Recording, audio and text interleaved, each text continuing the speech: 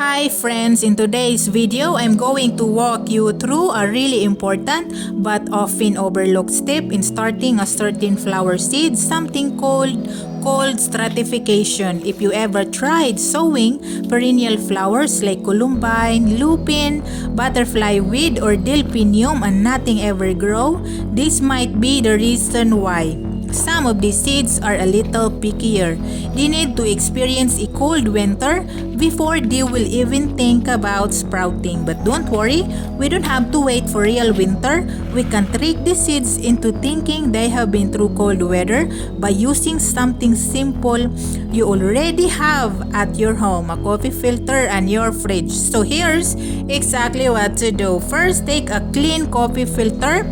You can use white or brown, either one is fine. Now you are going to moist it and not soak it. You just want it lightly damp enough to feel moist but not so wet that it's dripping. If it's too wet, your seeds might rot instead of chill. So next, lay the filter flat and gently sprinkle your seeds across the surface. Try to spread them out a little bit so they're not all clumped together and allow airflow. Then fold the coffee filter over the seeds like a little envelope, nice and gently.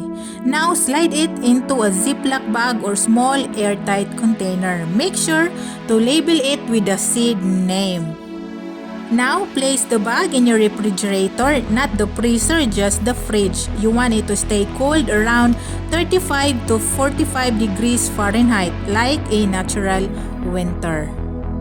And now we wait. Leave the seeds in the fridge for about 3 to 4 weeks.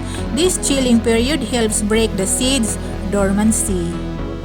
After the chilling period is done, your seeds are ready to be planted. You can sow them directly in your garden or start them in a seed tray or pots. Make sure the soil is moist and well draining. Keep them watered gently, not soaking but consistent. And here's a pro tip. Many of these flowers won't bloom in the first year, but don't be discouraged. Perennials are long-term beauties. They will focus on building strong roots this year. Go to sleep in winter and then surprise you with blooms next spring or summer. So that's it, a cold stratifying your perennial flower seeds with a simple coffee filter and your fridge. It's such a simple and difficult at the same time, but it makes a big difference in your garden success. Thank you for watching and happy planting. I'll see you again when we're ready to plant these sleepy little seeds into warm and welcoming soil. Until then, take care.